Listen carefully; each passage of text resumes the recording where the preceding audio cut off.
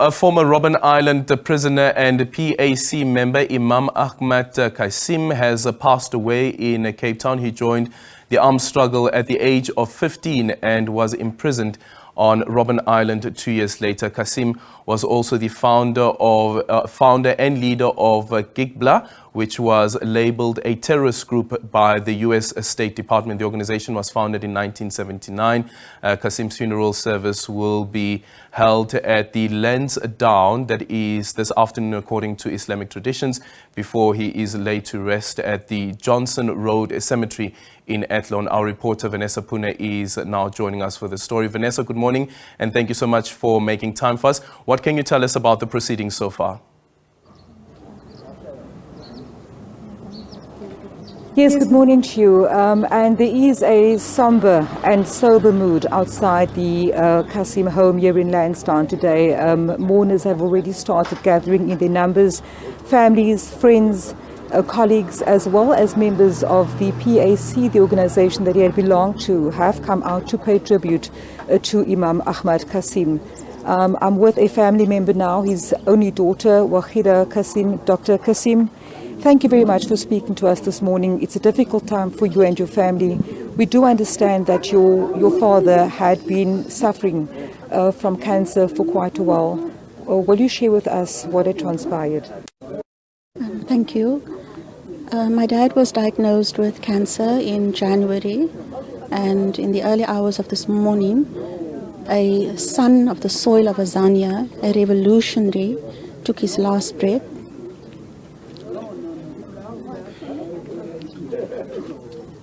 It is quite a difficult time for you, and we've spoken to members of the party, the PAC.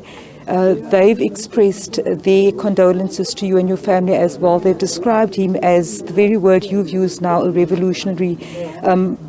Imam Achmat has also been described as a community leader, an activist, and a staunch anti-apartheid stalwart. As a daughter, the legacy that he leaves behind for yourself, growing up with him as a father, do you mind reflecting on that? I would like to make reference to a few quotes that he would often say to us. And the first one is that a historian concerns himself with matters of the past. A prophet will deal with matters that are to happen in the future. But a revolutionary deals with matters that concerns them at that point in time. He physically engages in the activity of trying to change the situation. That is why we refer to him as a revolutionary. In the Quran it states, "Say not of those who are slain in the path of Allah that they are dead. Nay, they are alive, even though you may not perceive it." So my father's legacy will remain on his students, his fellow comrades, his children, his grandchildren, other family members, community members. His legacy will remain. He's taught us very valuable concepts. And the first one is that there is only one human race, and that there is only one race, and that is the human race. He firmly stood not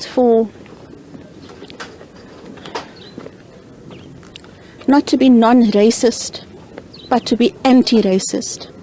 So there's no place for black or for white or for colored. We are all human beings. Wahida, we understand that there will be recitals taking place at the family home here in an hour or so. We understand that the cortege will then move to the mosque and burial. Explain to us the process for this afternoon. So within an hour from 12 p.m., then the family and friends, comrades, community members will be allowed to, as we say, ziyarat. They will be able to pay their respects to my father. Within that time period also, prayers will be said.